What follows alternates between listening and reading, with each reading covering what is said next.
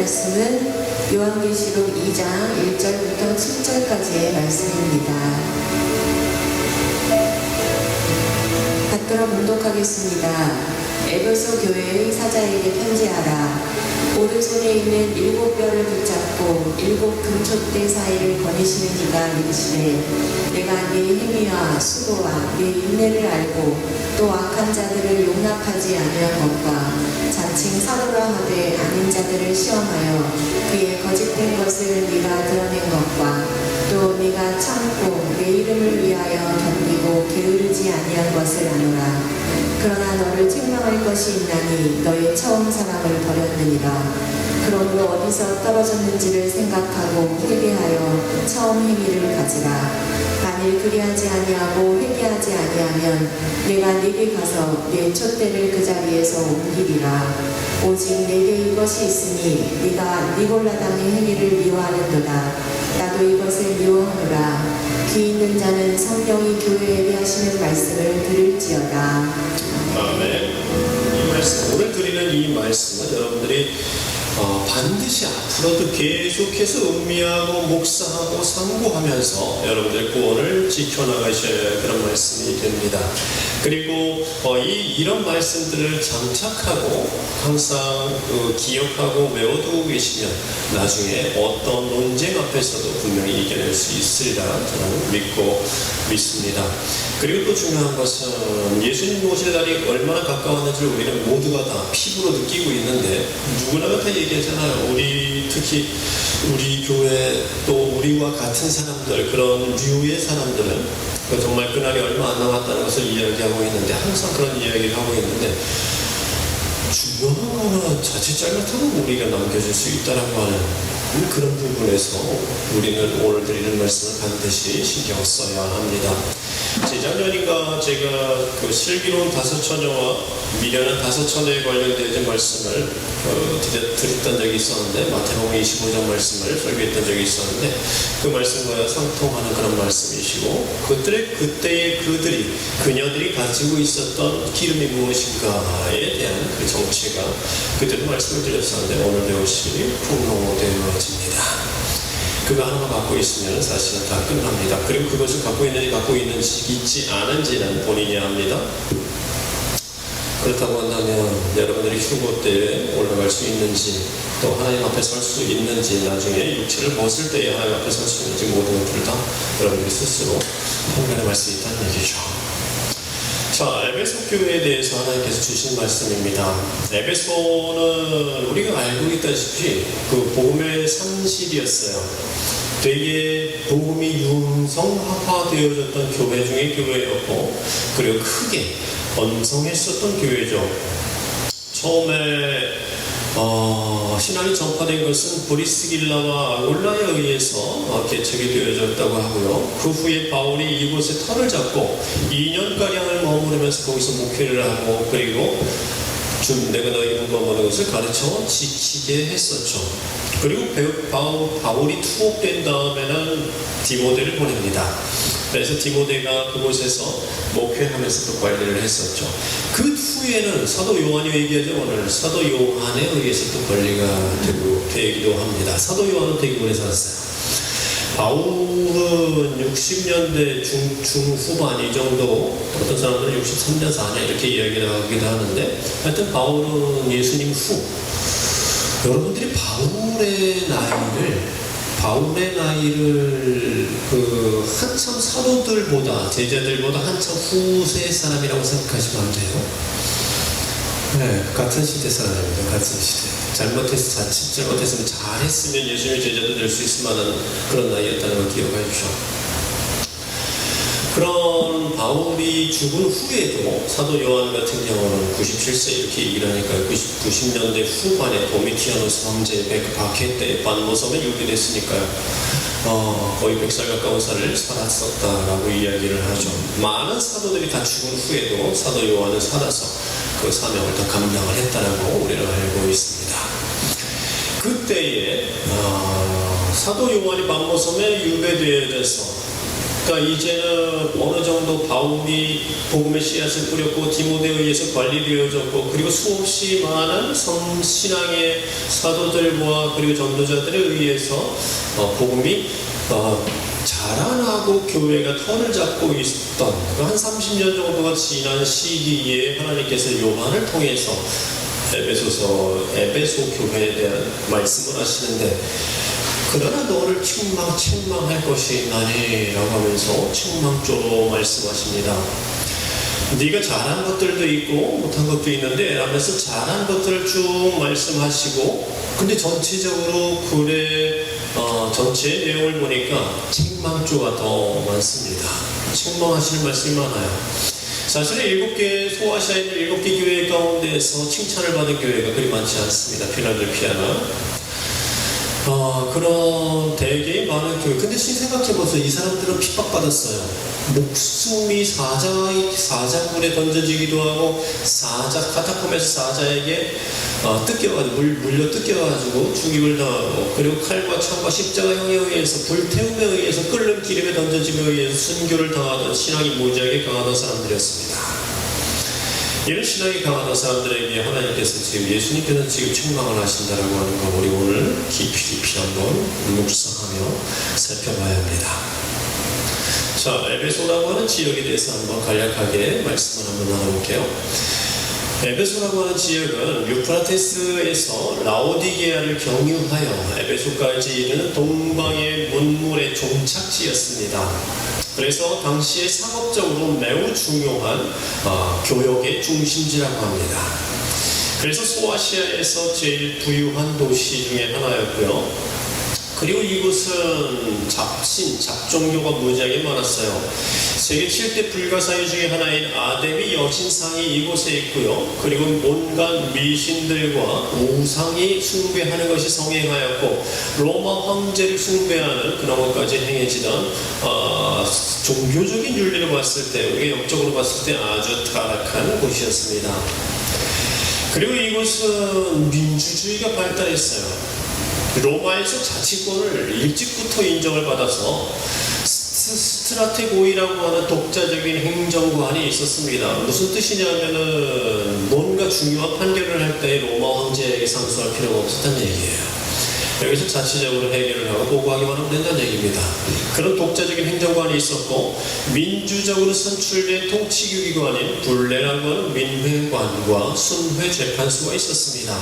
그래서 이곳은 예전보다 어떤 다른 나라보다 문물과 소양과 지적인 수준과 그리고 재판과 정치 제도가 매우 앞서 나가는 그런 민주적인 곳이었습니다. 그렇기 때문에 원래 소아시아의 수도는 버가모였지만 실제로는 에베소가 정치, 경제, 문화, 사회의 중심지, 수도 역할을 했다고 합니다.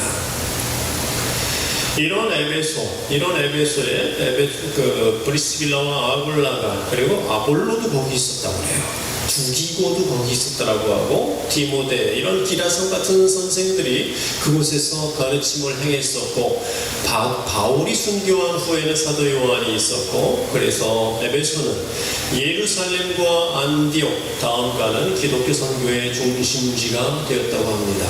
그런데 우리가 알다시피 예루살렘 교회는 일찍 멸망했어요. 티투스 장군에 의해서. 로마의 침공에 의해서 예루살렘의 성벽이 무너지고 돌 위에 돌 하나도 남겨지지 않고 성전이 파괴됐습니다.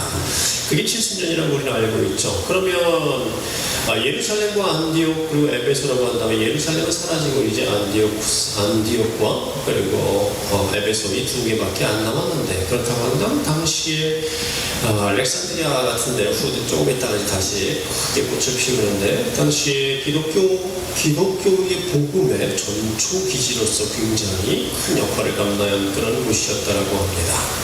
얘기할 수 있습니다. 그러면 지금 우리 식으로 본다면은 비교할 만한 것이 적당히는 없지만 100년 정도 전에 복음이 들어와서 지금까지도 거대하게 그 세력을 형성하고 있는 교회 정도라고 이야기할 수 있겠죠. 그런 교회는 우리 가운데 지금 존재하고 있지 않지만, 그렇기 때문에 에베소는 보니까요, 선한 일도 많이 했어요. 좋은 일도 많이 했어요. 의로운 일도 많이 했어요. 자, 이들 봅시다. 약한 자들을 악한 자들을 용납하지 않고 물리쳐버리기도 했고요. 자칭 사도라고 하되 사도가 아닌 자들을 시험해서 그들의 거짓된 것을 드러내기도 했습니다. 이거 되게 똑똑하다는 얘기예요. 왜냐하면 이방인 교회에서는 깜빡하는 게 있어요.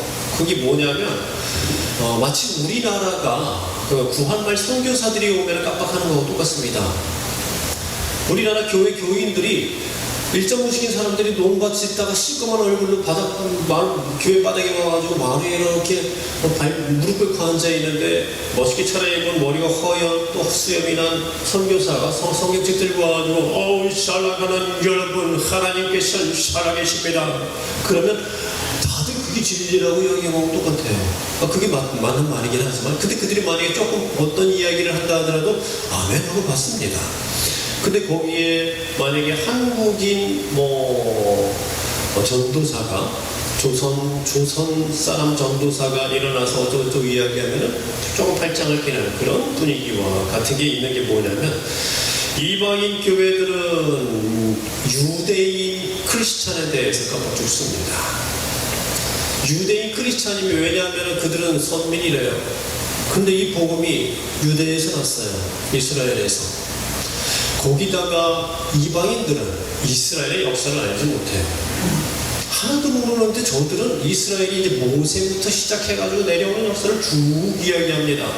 그리고 그 끝에 그리스도 예수가 나타났다 이렇게 이야기를 하는데 생전 들어본 적도 없는 이야기를 성경도 없어가지고 읽어볼 수도 없는 이야기를 와서 줄줄줄 꿰면서 그러면서 하나님은 유일하신 신이요 하나님은 거룩하신 분이 하나님은 어쩌고저쩌고 해서 정확하게 이야기를 하는데 우리 이방인들은 듣도 보도 못한 이야기를 당연히 말싸움도 안 되죠.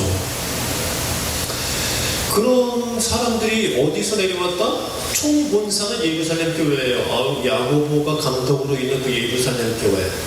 거기에 12사도, 예수님의 12사도라고 하는 자들이 몰려있어요. 그러니까 이방인들이 봤을 때는 거기는 신격화됩니다. 엄청난 곳이에요. 이방인들이 봐서 자기들끼리 이렇게 예수 그리스도를 믿으면서 예배를 드리고 있잖아요. 5명이 또는 10명이 예배를 드리고 있잖아요. 근데 저쪽에 예수 그리스도의 동생인 야고보가 거기에 감독이고 그리고 예수 그리스도와 함께 사도로 따라다니는 12명의 제자들과 그리고 70분들이 거기에 몰려있으면서 크고 작은 일을 결정하는 곳. 지금의 카톨릭으로 얘기한 바티칸입니다. 거기서 내려온 자가 거기서 같이 예배를 드리고 같이 활동을 하던 유대인 중에 어떤 선생이라고 하는 자가 내려와서 우리 이방인들 교회에 와가지고 이렇게 얘기합니다. 그럼 어떻게 될까요? 외국인 선교사한테 꽉꽉하는 것과 같은 역사가 일어납니다. 효과가 일어납니다. 그들이 와서 하는 얘기는 다 진리가 되어져요. 이방인들은 알지도 못해요. 이방인들은 기껏해봤자 이제까지 제우스라든지 아담의 신이라든지 이런 다른 신들을 섬겼었기 때문에 기독교의 근본이 되어지는 구약에 대해서 하나도 모르거든요. 근데 와가지고 그런 하나님의 역사하심과 구약의 역사하셨던 것들과 그리고 다윗과 모세와 엘리야와 아브라함을 이야기합니다. 들어본 적도 없는 이야기를. 그러니까 끄뻑끄뻑 하면서 끄덕끄덕 거리면서 아멘 할 수밖에 없죠. 그들이 얘기합니다. 너희 중에 누구든지 율법을 지키지 아니하면 그리스도 예수를 믿었다 할지라도 율법을 지키지 아니하면 구원받을 수 없느니라. 그런 자들이 와서 그렇게 이야기를 해요. 그걸 분별할 수 있는 이방인이 있을까요?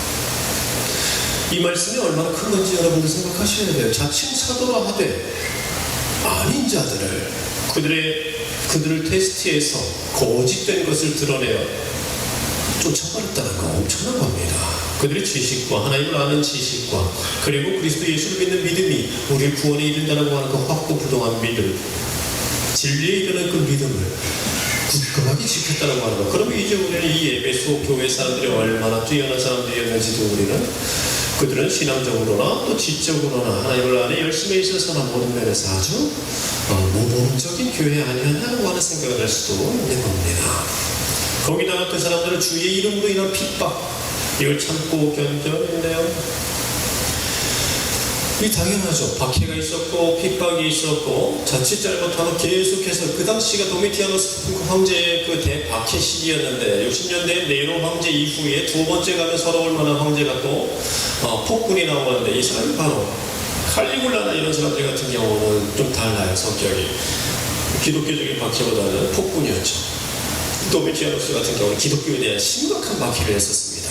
그것을 참고 견디기까지 했어요. 거기다가 너희가 게으르지도 아니한 것을 아노라. 게으르지도 않았나요? 게다가 니골라당의 행위까지 미워했어요. 니골라당은 기독교회 안에서 여러 가지 소리 있는데 7십 집사 중에 하나가 그 니콜라우스라고 하는 사람이 있어요. 그 사람이 나중에 변질되어져서 그 새로운 이단을 만들어서 당을 만들었다. 그래서 나와서 니골라당이 되어졌었는데 굉장히 그게 파괴력이 컸었다. 왜냐하면 아주 비슷하기 때문에. 그런 그 설이 있는데 어찌됐든 간에 그런 니골라당의 행위, 그런 이단들의 행위도 그리스도 예수 심정으로 미워했었고요. 보니까 이들은 수고와 인내도 많았고 그리고 주님께 보여줄 만한 행위들도 많았네요. 그리고 이런저런 충성된 일을 많이 하고 있었습니다. 그런데 책망받습니다. 그러나 너를 책망할 것이 있나니 그 이유는 너의 처음 사랑을 버렸노라. 사랑이 식어졌습니다. 그러면서 말씀하십니다. 어디에서 떨어졌는지 돌이켜보라. 그리고 회개하라.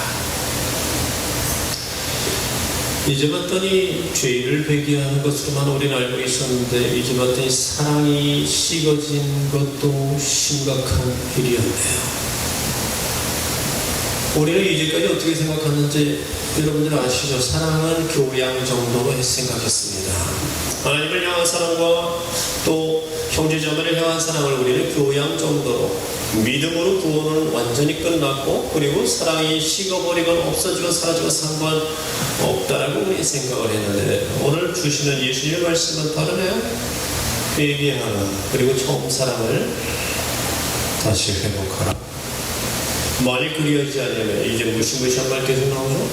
만일 그리하지 않으면 네가 회개하지 않으면 내가 너에게로 가서 촛대를 옮겨버리냐. 이 촛대가 무엇을 의미하는지 여러분, 촛대라고 하는 건 타오르는 불입니다. 하나님의 금촛대 생각하시면 우리에게 주신 하나님의 금촛대가 뭐겠어요? 그거 옮겨버리시겠다고요.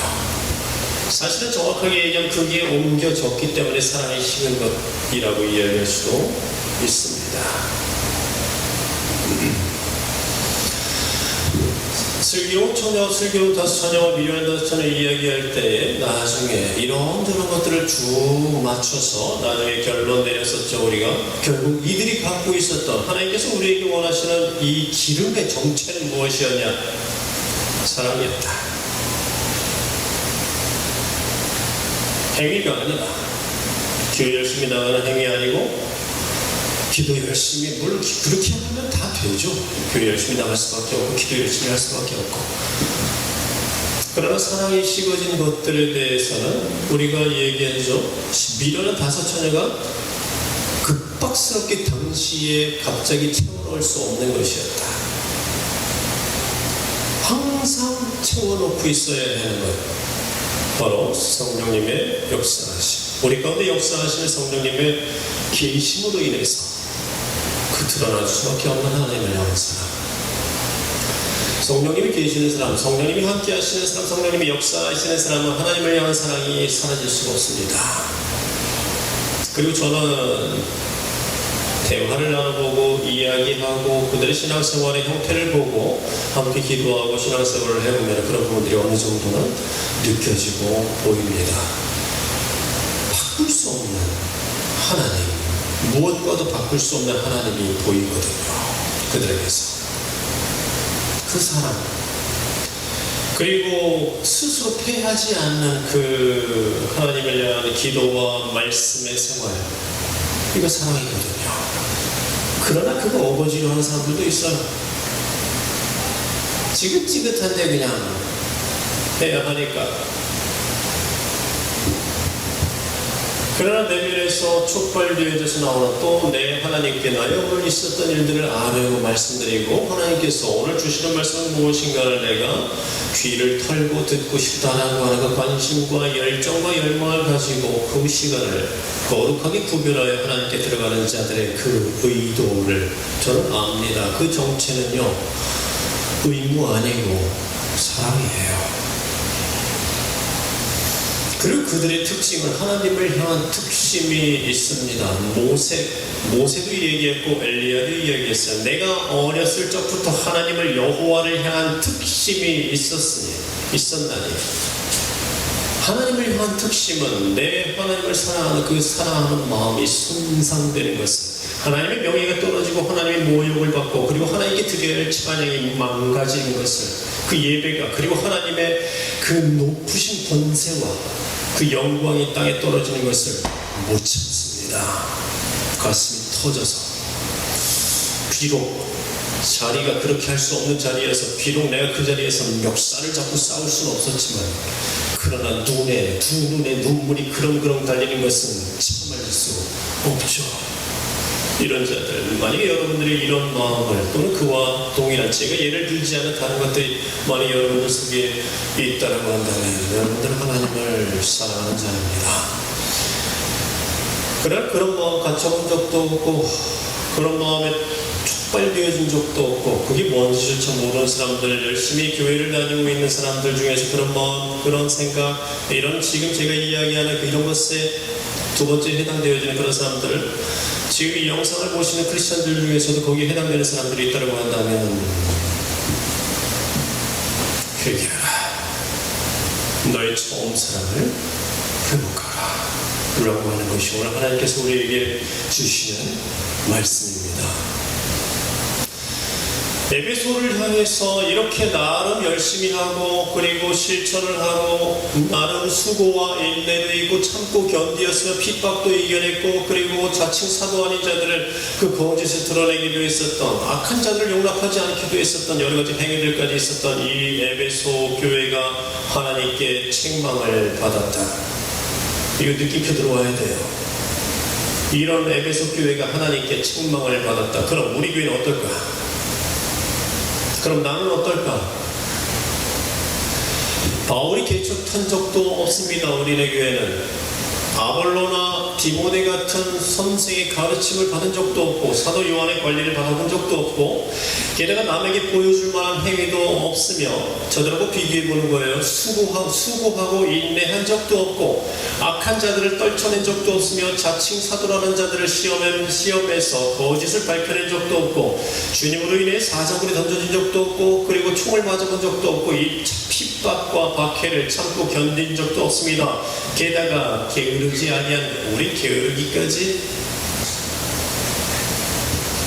교회는 마지못해 나오고 삶에서 실천하는 건 하나 없고 골방기도는 만약에 고역 중에 고역이라면 에베소 교회가 저 정도였는데 저렇게 책망받았다면 우리는 장차 어떻게 될까요? 잘 보세요. 에베소 부유하고 번영했습니다. 우리도 부유하고 번영합니다. 에베소 잡스러운 종교와 이념들이 판을 쳤습니다. 우리도 역시 잡스러운 종교와 이설과 이념들이 판을 치고 있고요. 에베소 민주주의가 발달되었죠. 우리는 민주주의의 근본인 인권의 신권을 무너뜨리고 망가뜨리고 있으며 거기다가 음란하고 타락한 것 똑같네요. 당시 에베소와 너무나도 비슷한 세속화된 이 시대 교회를 향해서 예수님은 뭐라고 하시겠습니까? 에베소는 걸핏하면 잡혀가서 사자밥이 되고 그리고 핍박과 박해를 이겨내야 하는 그런 두려움이 있었기 때문에 그것이 건립이 되어져서 신앙을 강하게 지킬 수라도 있었는데 우리는 그것도 없어요. 공산당한테 끌려가가지고 총 맞지도 않아요. 아직은. 일제한테 끌려가가지고 목에 칼이 들어오지도 않아요. 아직은. 그런 시대에 있으면 신앙이 굉장히 강해요. 신사 참배 반대하면서 목을 내걸고 하나님만을 섬기겠다고 하면서 죽음을 두려워하지 않고 불 속에 뛰어드는 자들이 생겨납니다. 그런 무서운 시대에는 신앙이 강합니다. 타오릅니다. 근데 우리 그런 시대가 아니에요. 여러분 신앙 한번 다시 되새겨 보셔야 합니다. 분열 번영된 이 시대, 세속화된 이 시대, 교회와 그리고 세속화된 나의 신앙을 하나님께서는, 예수님께서는 무엇라고 말씀하실까요? 착하고 충성된 종아 하실까요? 악하고 게으른 종아라고 하실까요? 내가 너를 도무지 알지 못하니라고 하실까요? 제가 가지고 있는 책, 그리고 여러분들에게 몇 번 소개시켜드렸던 플라시보, 하워드 피트만이지 플라시보의 책에 이런 게 있습니다. 이분은 젊은 시절 목사 생활을 하시면서 하나님의 일을 열심히 했었고, 그리고 나중에 나이가 든 후에는 경찰관이 되시면서 이제 여러 직업을 갖고 계시던 거죠. 주변에 있는, 경찰관 생활을 하면서 알게 된 주변에 있는 불쌍한 아이들을 데려다가 자기를 털어서 헌신해서 먹이고, 그리고 항상 상담하고 그들을 갱생하는 프로그램을 진행을 시켰습니다. 그리고 시간이 남을 때는 집에 들어오다가 버스에서, 페트롤에서 내려서, 순찰차에서 내려서 사람들에게 자기가 손수 제작한 이 전도지를 사람들에게 나눠주기도 했었고, 그리고 시간을 정해서 정기적으로 주기적으로 전도하는 프로그램을 갖기도 했었고, 광장에 나가서 말씀을 외치기도 했습니다. 이런 사람이었습니다. 근데 이분이 어느 날 갑자기 몸이 아프기 시작하면서 천국을 가게 됐는데, 이분은 자기는 죽을 수 없다라고 계속해서 외쳤어요. 나는 죽을 수 없다. 지금 죽으면 안 된다. 하나님 지금 왜 저를 데려가십니까? 내가 다시 이 땅에 돌아오게 해주세요라고 하면서 가는 동안 자기와 함께하고 있는 천국을 데려가는 천사들과 계속해서 그 얘기를 했어요. 왜 나를 데려가시냐? 잘못 본 거 아니냐고. 나 아니라. 그랬더니 천사들이 그럽니다. 하나님 앞에 가서 직접 말씀하십시오. 당신에게 그 기회가 주어졌습니다. 라고 얘기합니다. 그리고서 결국 여기저기를 다 둘러보고, 심판대 앞에서 어떻게 사람들이 심판받는지도 다 보고, 그리고 심판받는 사람들의 숫자가 전체 죽은 자들 가운데서 몇 명인지를 다 세서 알려줬습니다. 그리고 천국 가는 사람들의 숫자까지 알려줬었고, 그 비율로 퍼센트로 계산해보고서 깜짝 놀라게 되죠. 그리고 결국은 천국에 높고도 깊은 천국으로 들어간 천국의 입구에 섭니다. 자, 그가 쓴 글을 읽어볼게요. 천국문 입구 앞에 서자 기쁨과 행복과 만족감이 천국에서 흘러나왔다. 나는 그곳의 따뜻함을 느낄 수 있었고, 나의 사정을 아뢰려고 섰을 때 하나님의 엄청난 능력을 느낄 수 있었다. 처음에 나는 두려움을 느꼈다. 그런데 이 느낌은 들자마자 곧 사라져버렸다. 그리고 내가 얼마나 오랫동안 하나님께 충성해 왔다는 믿음의 힘과 용기가 솟아났다. 나의 청원은, 다시 세상으로 돌려보내달라고 하는 것, 나의 청원은 별로 어렵지 않은 것이라고 하는 확신이 들었다. 나는 대담하게도 하나님의 보좌 앞에 서서 먼저 하나님께 내가 얼마나 사랑과 경배와 희생의 위대한 삶을 살았는지 내가 한 일을 모두 말씀드렸다. 나는 어린 나이에 주님을 영접했으며 평생 동안 어떻게 주님을 섬겨왔는지를 말씀을 아뢰었다.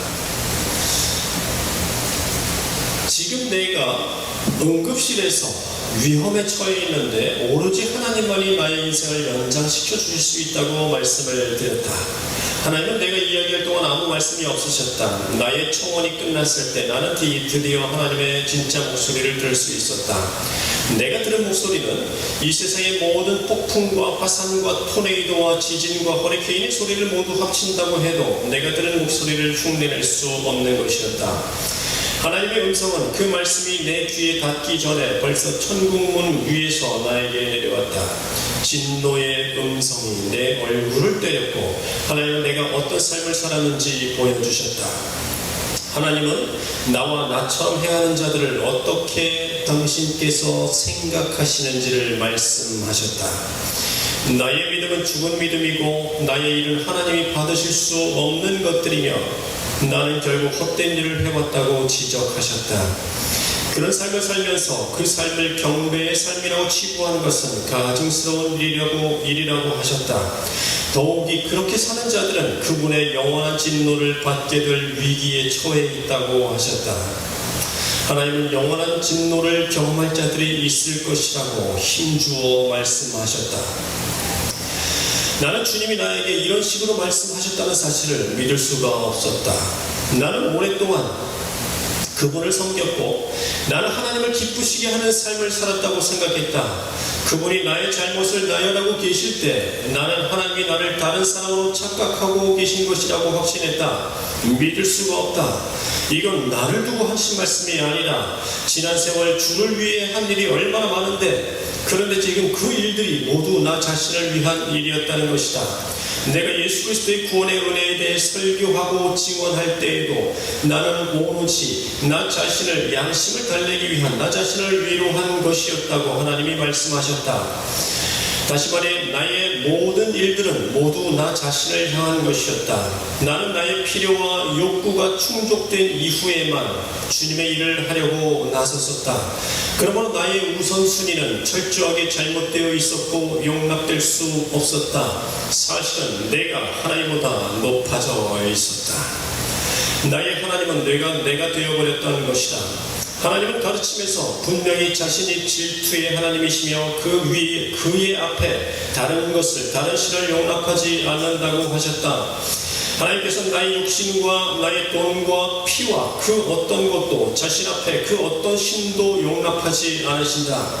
하나님은 바리새인 시대에도 그런 숭배를 용납하지 않으셨기에 그러셨던 것이다. 그리고 지금의 라오디게아 교회 시대에도 용납하실 수 없다고 하셨다. 아무든지 나를 따라오려거든 자기를 부인하고 자기 십자가를 들고 나를 쫓을 것이다. 누구든지 제 목숨을 구원코자 하면 잃을 것이요 누구든지 나를 위하여 제 목숨을 잃으면 찾으리라. 누가복음은 이렇게 말씀하고 있다. 물은 내게 오는 자가 자기 부모와 처자와 형제와 자기 자매와 자기 목숨까지 미워하지 아니하면 능히 나의 제자가 되지 못하고, 누구든지 자기 십자가를 지고 나를 쫓지 않는 자도 능히 나의 제자가 되지 못하리라. 하나님이 나의 사역의 동기에 대해서 이렇듯 훤히 말씀해 주시자 나는 내가 한 모든 일이 정말로 죽은 일이었음을 태어나서 처음으로 알게 되었다. 그분은 나의 삶이 진정한 그리스도인으로서 인정받을 수 없는 삶이라고 하셨다. 그분은 나에게 죽은 행위에 대해서 언급하시며 어떤 이들은 구원받지 못했으면서 구원받고 있는 것으로 생각하고 있다고 하셨다. 그들은 영원한 진노를 경험할 것이다. 또한 심판날에 나와 같은 상황에 처해질 자녀들이 더 많이 있다는 것도 확실히 말씀하셨다. 나는 너무도 놀랐고 그 충격에 정신을 차릴 수가 없었다. 마치 벼락에 맞은 듯이 힘이 바로 빠져버렸다. 하나님께서 말씀을 그치시고 내게 항의할 기회를 주셨다고 해도 나는 한마디도 하지 못했을 것이다. 나는 어떤 말을 하거나 생각을 떠올릴 만한 힘이 전혀 없었다. 내 마음속에서 계속해서 나의 삶의 잘못을 부인하면서도 나는 내가 그 일들을 저지른 것은 사실이라고 인정할 수밖에 없었다. 천천히 모든 것이 이해되었다. 분명히 성경은 다른 어떤 우상도 우리 앞에 두어서는 안 된다고 하셨다. 나는 가장 위대한 하나님이 내 삶의 유일한 하나님인 줄 생각했지만 성경에 있는 그대로 하나님과 우리 사이에 어떤 것이라도 끼어든다면 그것이 우리의 우상이 된다는 경고를 나는 소홀히 여기고 있었다. 나는 매일매일 나 자신에게 헌신하고 있었던 것이다. 나는 나 자신의 하나님이었다. 지금 내가 하는 말을 독자들이여 꼭 이해하기 바란다. 우리는 그리스도인임을 증명하기 위해서 먼저 우리의 행동 하나하나에 담긴 동기를 살펴보아야 하고 그 다음에 회개와 헌신을 통하여 날마다 주님을 따라가야 한다. 우리가 주님을 최우선적으로 섬기기로 결심했을 때 이 결심이 행동으로 나타나야 하며 그렇지 않으면 결심은 아예 하지 않은 것과 마찬가지로 쓸모없는 것이다. 하나님께서는 나에게 물으셨다. 더 많이 사랑하거라. 더 많이 사랑하고 오거라. 그리고서 이 사람은 다시 이 땅으로 돌려보내심을 받습니다. 대한민국의 교인들이요라고 하면서 이 사람이 표지 서문에 쓴 글이 있죠. 그리고 나서 그는 얼마나 하나님께서 우리에게 원하시는 그 우리의 모든 신앙의 행위의 진실함이 사랑에 근본하고 있는가, 하나님을 사랑해서 그 일들을 하고 있는, 즉 우리의 유일한 신이 하나님이 되고 있는가를 이 사람은 계속해서 강조합니다. 지금 내가 여러분들께 읽어드린 이 놀라운 이 하워드 피트만 목사님의 이 간증은 여러분들이 죽자마자 직면하게 될 현실입니다. 잘 생각해 보십시오. 온 우주의 왕께서 뭐가 아쉬워서 자신의 목숨까지 내어주신 그 사랑이 고작 우리가 세상과 하나님을 동시에 섬기는 양다리 걸치는 삶이겠습니까? 이 시대에 너무 많은 사람들이 예수님의 피값 주고 사신 구원을 너무나 쉽게 여깁니다. 세상에서 양다리 걸치면서 한 번은 세상도 탐하고 그리고 하나님도 섬기는 것을 수십 년 살아왔다라고 하는 사람들이 만약에 교인이라고 하는 탈을 쓰고 있다라고 한다면 하나님께서는 그 가슴에 강력하게 오늘 경종을 울리십니다. 사람이 재물과 하나님을 동시에 섬길 수 없느니라. 세상은 하나님과 원수지간이라고요. 야고보서 4장, 가늠하는 자들아 세상과 벗된 것이 하나님과 원수됨을 알지 못하느냐. 그러므로 누구든지 세상과 벗이 되고자 하는 자는 스스로 하나님과 원수되는 것이라. 하나님의 원수된 자가 하나님 옆에 갈 수 있어요?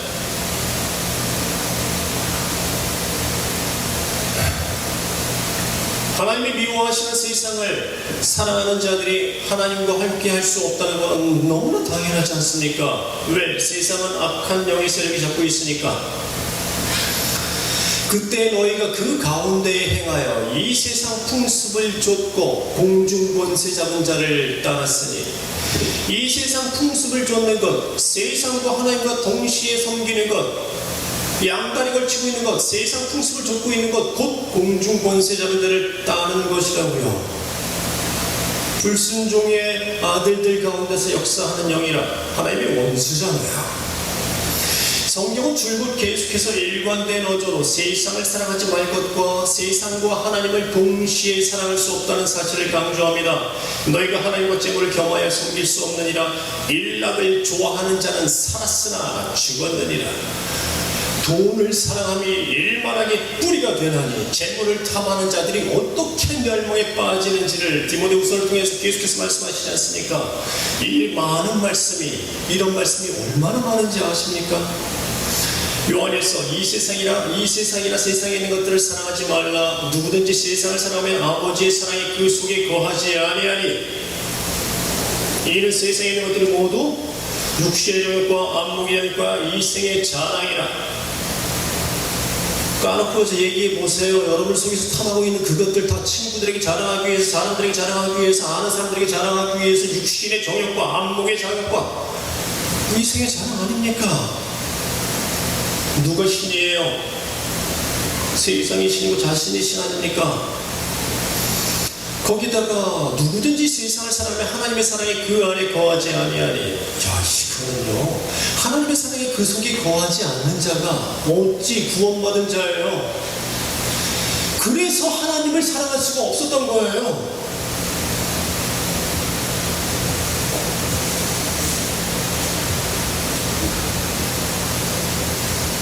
누군가 어떤 다른 사람은 정말 계속 말할 때마다 또 행동할 때마다 뽀글뽀글 하나님을 사랑하는 게 느껴지는데, 어떤 사람은 그렇지가 않아요. 그런데 하나님은 다 그냥 꾸역꾸역 해요.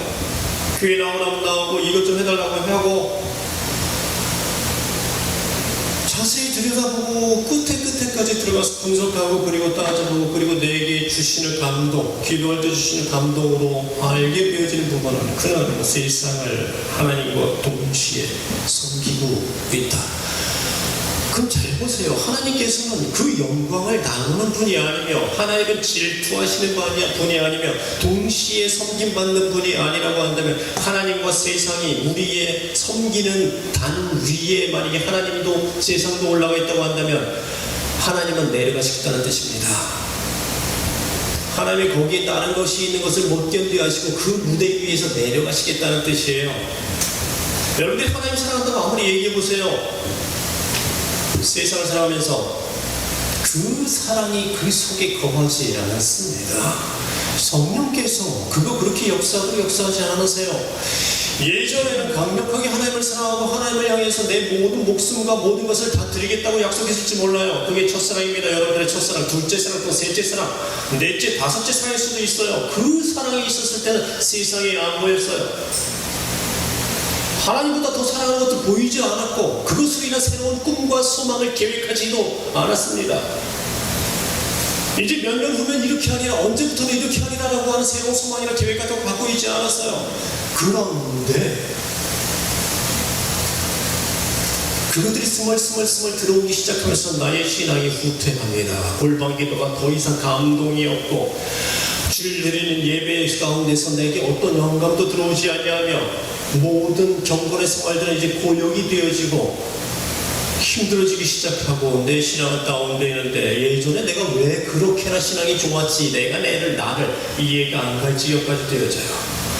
제가 그랬습니다. 1년에 3개의 반드시 1년에 3개의 공연을 올려야지만 그것을 가지고 그 근거를 가지고 어디에다가 출연을 할 수가 있어요. 우리 회사를 제작사로서. 그러면 1년에 수천만 원씩의 지원금이 들어옵니다. 이 자격이 공연 3개를 반드시 해야지 그것을 홈피에다가 올려놔야 하는 그 작업. 그래서 하나 하고 2개 하고 3개 하고 그 이야기로 그 기획하는 홍보하는 친구를 만나 전문가를 만나가지고 그 얘기를 듣고서 눈이 홀가닥 바뀌었었어요. 눈이 헷가닥 뒤집어져가지고 이제부터 1년 동안 이것만 해야지 하나님께서 이것도 거룩하신 하나님의 뜻이구나 라고 생각하면서 열심히 그거 했어요. 그래서 첫 번째 공연 뭐하고 두 번째 공연 뭐하고 세 번째 공연 뭐하고 그리고 세 번째 공연까지 다 하고 나서 우리 배우들 다 떨어져 나갔고요. 나와 함께 있던 사무실까지 다 떨어져 나갔고요. 저 혼자 남았습니다. 그리고 그때 들어가서 사회를 보시기 시작했죠. 하나님, 무엇이 잘못된 겁니까?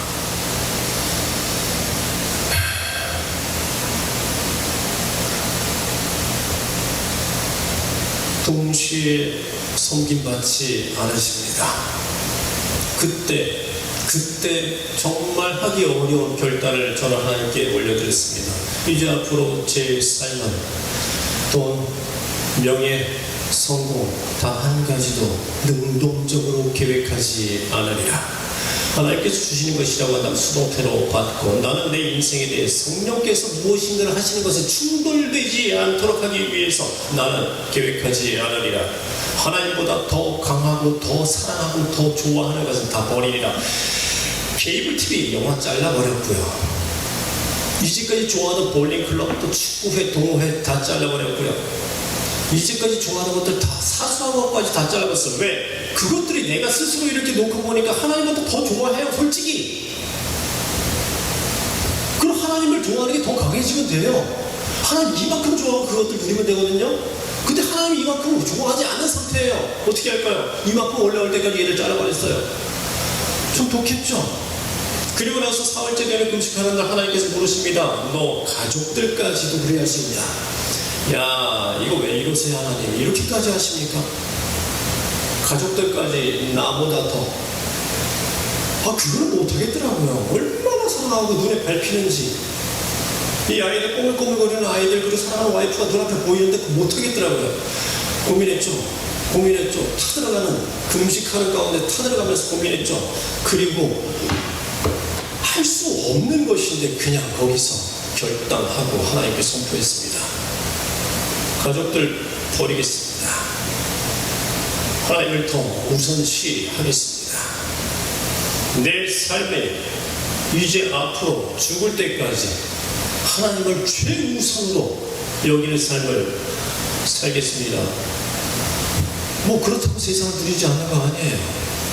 TV에서 제가 좋아하는 문화에 관련된 거 나오면 봅니다. 그러나 골방기도 해야 돼. 감동 딱 들어오는 순간 꺼버리는 건 일도 아니에요.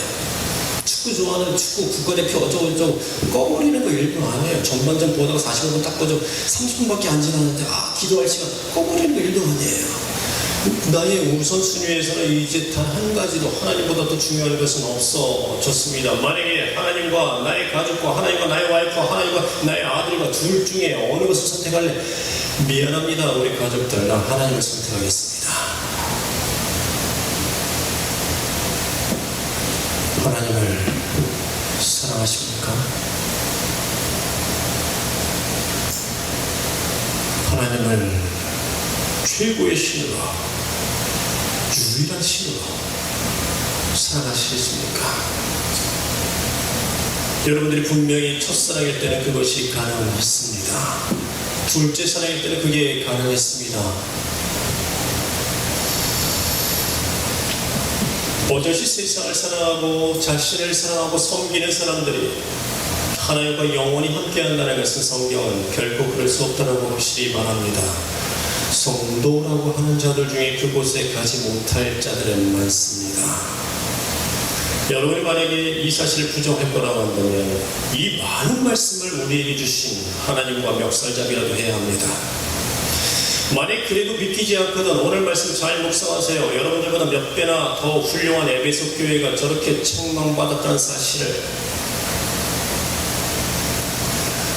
일평생 신앙생활 했다지만 사실은 자기 자신만을 사랑한 자, 일평생 신앙생활 했지만 사실은 지옥에 가지 않으려고 교회만 나온 자, 일평생 신앙생활 했지만 사실은 세상에서 잘되고 부자 되기 위해 기도한 자, 하나님을 이용한 자, 일평생 신앙생활 했지만 사실은 자식들 잘되기 위해 기도한 자, 하나님을 이용한 자, 성공시키기 위해 하나님을 이용한 자, 찬양대 지휘자로 많은 봉사를 했다고 하지만, 교사로 봉사했다고 하지만 사실은 음악이 좋아서 했던 자, 사람들에게 인정받는 것이, 칭찬받는 것이 좋아서 한 자, 이 모든 게 하나님을 사랑하는 것이 아니라 자기 자신을, 자기 가족을, 이 세상을 더 사랑하는 것이라는 사실. 이 사람은 일평생 교회를 나오고 신앙생활을 했다 하지라도 주님을 위한 것이 아니라 다른 것을 위한 삶이라고 판명이 될 수밖에 없습니다. 마태복음 12장 25절, 누구든지 자기 목숨을 구원하고자 하면 잃을 것이요 나를 위해 자기 목숨을 잃으면 살리라. 그것이 피로 맺어진 거룩하신 온 우주의 왕께서 당신의 피를 주시고 우리를 사신, 우리를 송두리째 사신 피로 맺어진 구원의 계약입니다. 하나님께서 모든 것을 주셨다고 한다면 하나님께서 여러분들에게서도 모든 것을 원하십니다. 지난주 이야기했던 것의 연장선입니다. 세상 일과 하나님의 일에 구분은 없습니다. 왜 살아가고 있는지를 제발 깨우치고 아십시오. 왜 그 생명 지금까지 호흡하게 하시는지를 깨우치십시오. 지금 당장 데려가시고 이 땅에서 여러분이 없어진다 할지라도, 제가 없어진다 할지라도 하나님의 역사와 반면에 털끝만치 변화가 없지 않습니까? 근데도 불구하고 여기에 살게 하고 있지 않습니까? 왜? 기껏 돈 벌어먹게 하려고 있습니까? 그거 하나님이 주신다니까요.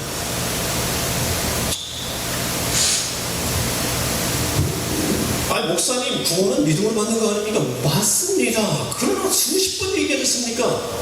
분명히 구원은 예수 그리스도를 믿음으로 시작합니다. 그렇게 구원의 시작은 값없이 믿기만 하면 누구에게나 수월하게 주어지는 보편적인 은혜입니다. 그러나 믿는 자는 타락하지 않습니까? 타락한 자가 구원받습니까? 천국 갑니까? 마귀들은 믿는 자들을 더 노려요. 타락해서 구원에서 떨어지게 하려고. 그래서 수많은 생활의 염려와 걱정을 줍니다.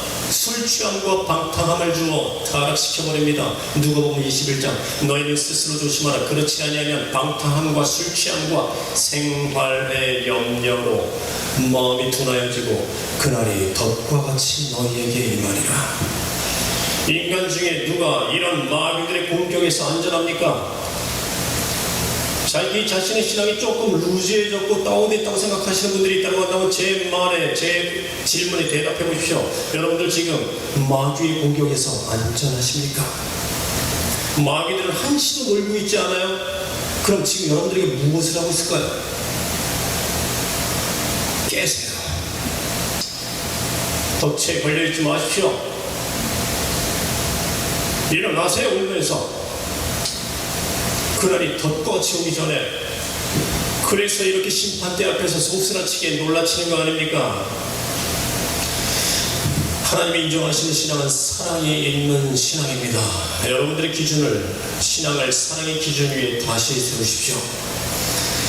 그 뜨거운 사랑으로 조금은 무지하고 또 조금은 사람들에게 무례할 수도 있어요. 하나님을 너무 사랑하다 보니까 또 조금은 교회에서 실수를 할 수도 있어요. 그러다 보니까 사람들에게 손가락질을 받을 수도 있습니다. 그러나 하나님을 사랑해서 타올라서 한 그 행동을 하나님께서는 죄 없다고 하십니다. 다시 한번, 교회에서 어떤 사람이 하나님을 향한 사랑이 너무나도 커서 사람들에게 손가락질 받아요. 잘 알지 못하면서 막 이야기해요. 하나님을 향한 사랑이 너무나 커가지고 교회에서 무리가 일어나요. 그러나 그렇다 할지라도 하나님을 향해서, 하나님을 사랑해서 한 그 행동에 대해서 하나님께서는 죄 없다 하실 겁니다. 사랑은 허다한 죄를 덮느니라. 그러나 조금 안다고 똑똑하며 지적이라고 이것저것 따지고 판단하면서 내면에 사랑이 없는 자들, 그가 50년을 예수님을 믿었건 교사나 성가대를 했건 지휘자나 장로였던 심지어 주의 종이었다 해도 무서운 책망 앞에 놓일 겁니다. 고린도전서 13장에 사랑이 없으면 내게 아무것도 아니니라. 이게 얼마나 큰 신비인지 이해하셔야 합니다. 하나님을 사랑이 끌어올라서 주께 드리는 찬양과 경배의 폭포수 같은 눈물을 뿌려대며 이 시간이 가는 것을 아까워하고 그 시간이 다시 돌아오기를 고대하며 교회들이 넘어가고 성도들이 식어가며 한 맺힌 탄식을 뿜어내며 그렁그렁한 눈물을 달고 주의 영광을 일어서는 하나님의 정인이 되어 의무와 형식이 아닌 지긋지긋한 시간대음이 아닌 그리움과 갈망으로 채워진 골방 기도를 드리십시오. 성민아, 내가 나를 사랑하는구나 하시는 잔잔한 말씀이 여러분들의 귓가에 울리는 그날까지 전진하십시오. 목사님 요즘 잘 안 돼요. 그럼 어떻게 해야 되는지를 구하세요. 너희 중에 지혜가 부족하거든 누구에게 후리주시 꾸시지 않는 영광을 구하라. 그냥 주시리라. 알면 주겠다고 하시지 않습니까? 여러분들 독특한 현실 다 달라요. 하나님은 전부관님 받지 않으십니다. 구원을 만만하게 보지 마십시오. 이것저것 다 다른 것에 다 소비하고 다 드리고 나서 남는 찌꺼기 함께 드리지 마십시오. 골방기도부터 여러분들 골든타임 다른 것을 다 소비하고 그 다른 것이 누구예요? 나 자신 아닙니까?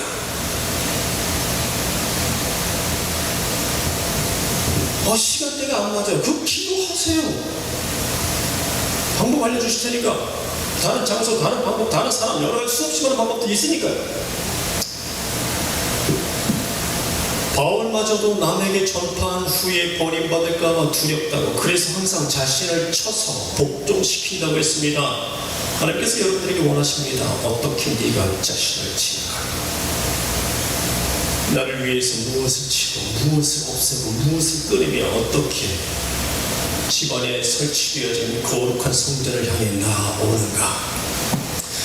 사랑하는 성도 여러분들 잘하고 계시리라 제가 압니다. 그리고 믿습니다. 이제까지도 잘했고 또 앞으로도 잘할 것을 믿습니다. 그러나 만약에 우리 중에 단 한 사람이라도 그렇지 못한 사람이 있다고 한다면 저는 이 이야기를 앞으로도 해야 합니다. 한 명이라도 쉬운 날 예수님 앞에 데려갈 겁니다. 천국에 하나님 앞에 데려가야 하겠습니다. 그렇다고 한다면 성경의 가장 무서운, 목사님들 제일 하기 싫어하는 이 말씀이 이거예요. 못해요. 떠나갈까봐, 싫어할까봐, 신학적인 논쟁이 일어날까봐. 아니요, 할 겁니다. 교회 때려치는 한이 있어도 할 겁니다.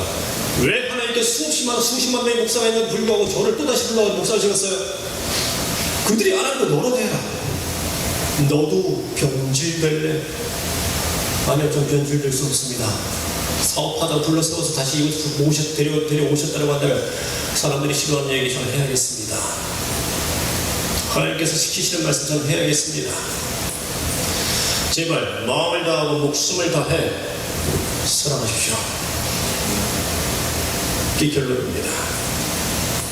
주를 사랑 날마다 더하네 입술이 아니라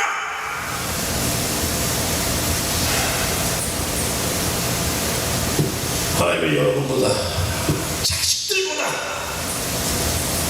내 꿈보다 세상보다 무엇보다 사랑하십시오. 그게 신앙입니다. 여러분이 지금 하나님 앞에 선다면 어떤 처벌을 받을까 생각하십시오. 하나님을 경외하시기 바랍니다. 두려움입니다.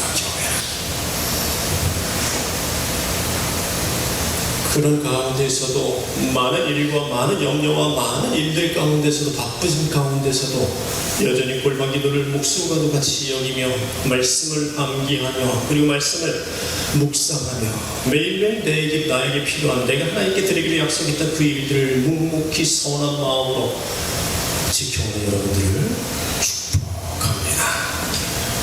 하나님께서 큰 상급으로 기다리고 계십니다. 이름을 이야기하고 싶은 만큼 제 마음속에서도 그분들을 향한 정말 사랑과 축복이 넘쳐납니다. 사랑하는 여러분, 그와 같은 삶을 끊임없이 살아가고 있는 여러분, 하나님을 대신해서 제가 말씀드리는 하나님의 사랑과 그리고 관심과 축복을 받으십시오. 앞으로도 더욱더 열심히 하나님을 향해 전진하시기 바랍니다. 우리 함께 기도합시다.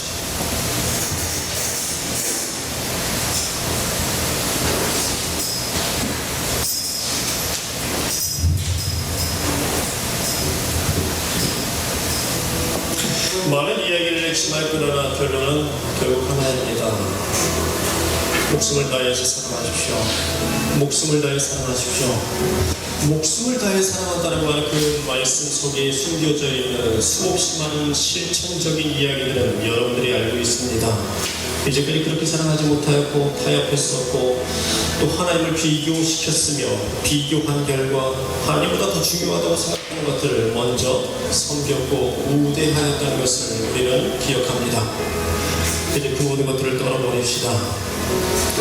하나님 앞에 서면 우리 무조건 후회해요. 심판대 앞에 가면 정말 시간을 되돌릴 수만 있다고 한다면 후회합니다. 그날이 오기 전에 우리 앞에 지금 기회가 있을 때 우리 함께 기도하며 하나님 앞에 나아갑시다. 우리 함께 통성으로 기도하겠습니다.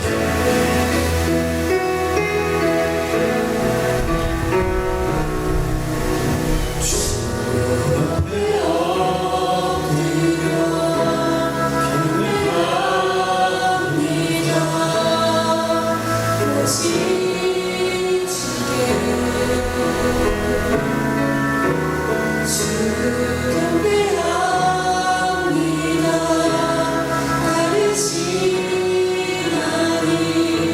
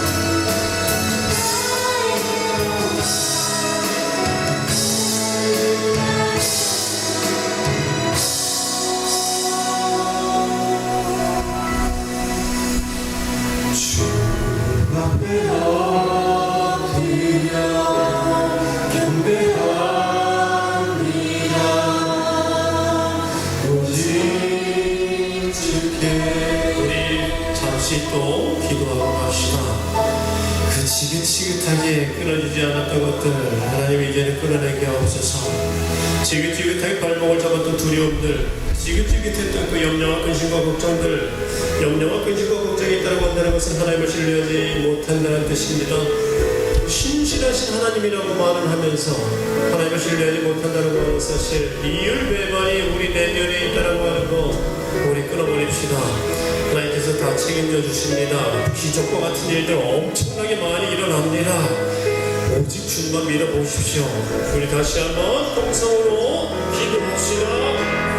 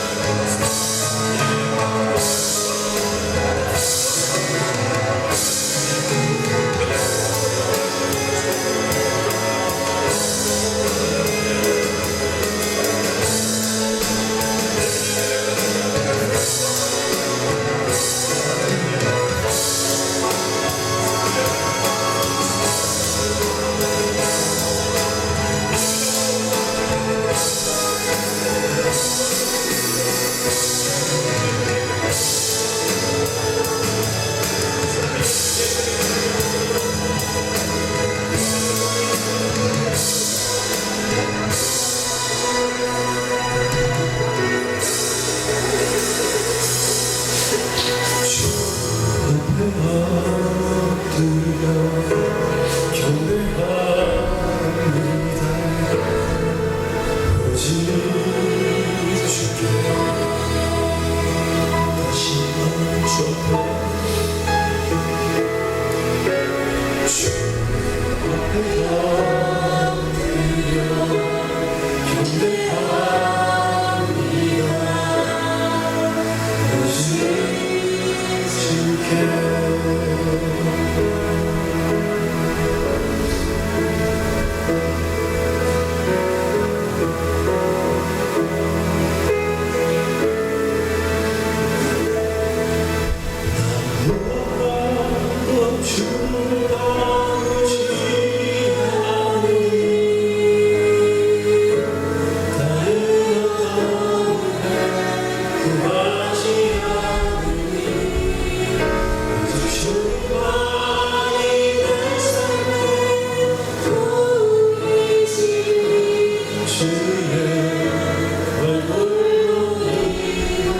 다시 한번 나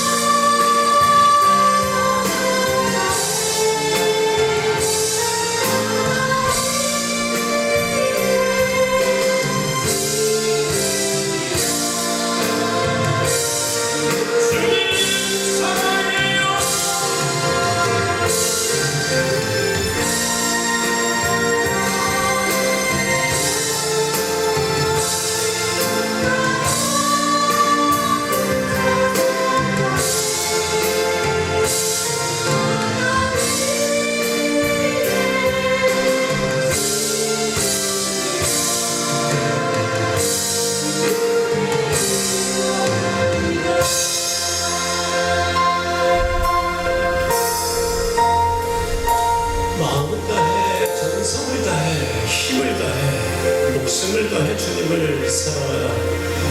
예, 크고 첫째 되는 계명입니다. 이것을 넘어서는 계명 없습니다.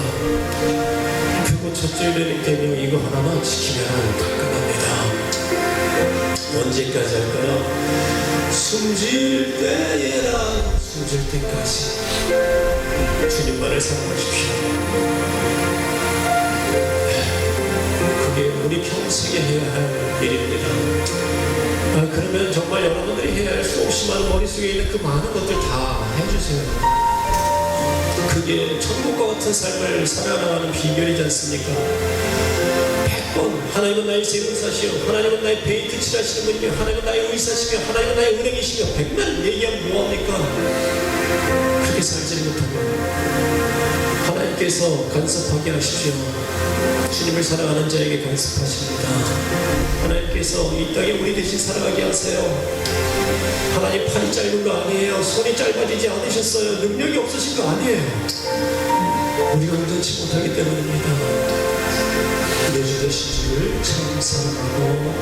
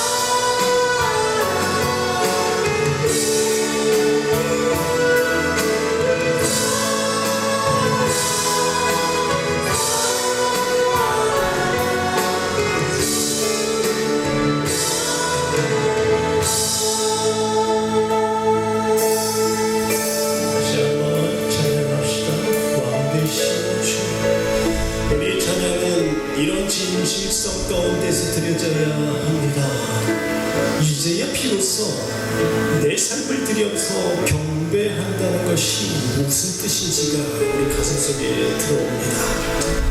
그분이 왕이라는 사실, 이제 무슨 뜻인지가 우리 속에 들어옵니다. 이것이 신령과 진정의 찬양입니다. 다시 한번. 내 꿈도 소망도 미래도 성공도 내 모든 삶을 주님께 드리리. 너무나 놀라운 고백입니다. 그랬을 때야 비로소 죽을 사랑이 가능하다는 사실. 다시 한번 찬양합시다. 마음껏